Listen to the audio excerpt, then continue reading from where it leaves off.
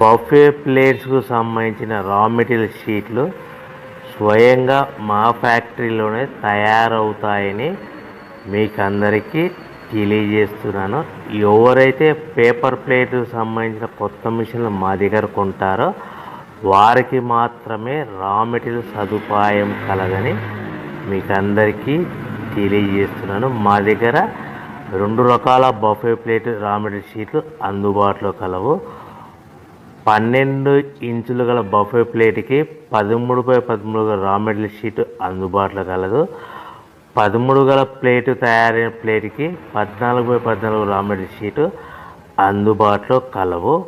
కేవలం ATGSM మాత్రమే మనకు రా మెటీరియల్ షీట్లు అందుబాటులో కలవని మీకు అందరికీ తెలియజేస్తున్నాను.